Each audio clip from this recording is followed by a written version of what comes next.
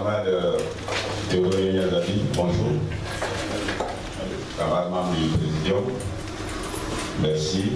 À la demande du président Dadi, nous avons convié les journalistes à une conférence de presse. Donc nous allons ouvrir la séance et en revenant leur dire merci. Mesdames et messieurs les journalistes, merci d'avoir répondu spontanément à l'appel du président de la plateforme.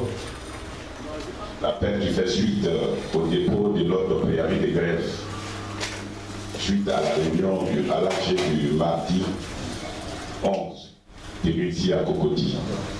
Donc le président a tenu à ce que vous veniez pour qu'on échange. Je voudrais donc saluer votre présence et nous allons lui laisser la parole pour ses propos liminaires. Je vous remercie.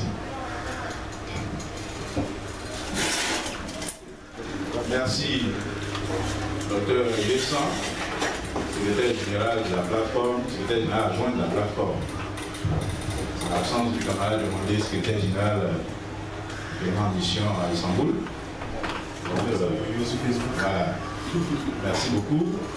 Je suis avec le vice-président André Benjamin, que vous connaissez tous, et les autres camarades secrétaires généraux, le camarade Lidjou, secrétaire général du Sénatef, vice-président du comité de contrôle de la plateforme.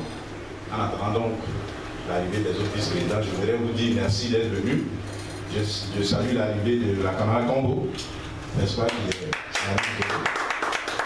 une grande syndicaliste, n'est-ce pas, une des rares femmes dans l'engagement syndical en Côte d'Ivoire.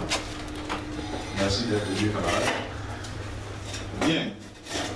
Comme l'a dit le secrétaire général, nous avons appelé ce matin pour vous donner l'information officielle du dépôt par la plateforme d'un préavis d'arrêt de travail de 112 heures.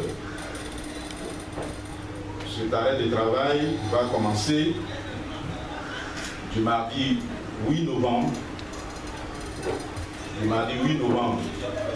2016 au jeudi 10 novembre 2016. Et cela pour réclamer ou revendiquer la résolution de 4 problèmes spécifiquement. Le premier problème concerne le retrait des dispositions antisociales de l'ordonnance 2012-303 du 4 avril 2012 portant organisation des régimes de pensions gérés par l'IPSC Gravé. Notre premier point de revendication, nous demandons le retrait des dispositions antisociales de cette réforme qui a été prise en 2012, une ordonnance qui a été prise en 2012 pour changer les dispositions qui étaient applicables au régime de retraite en Côte d'Ivoire. Il faut rappeler qu'en 1962, la Côte d'Ivoire s'est dotée d'une loi pour gérer ses pensions de retraite. Et c'est cette loi qui, pendant de 1962 jusqu'à 2012, ça fait pratiquement 50 ans donc, c'est cette loi qui a géré les pensions de retraite, les pensions civiles. Hein? Ça fait 54 ans donc, bien sûr, jusqu'à 2012, jusqu'en 2012. Bien. Le deuxième point, je vais revenir en détail sur chaque point. Le deuxième point de notre courrier de préavis, c'est le paiement effectif et intégral du stock des arriérés dû aux effets financiers des mesures de révalorisation depuis 2009. Vous connaissez ces questions maintenant, plus que nous-mêmes.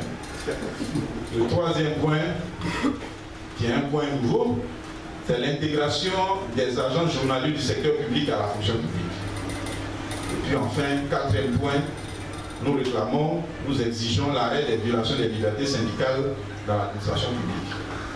Donc nous avons adressé ce préavis au ministre de la fonction publique depuis le 12 octobre et M. le ministre de la fonction publique a reçu ce courrier le 13 octobre.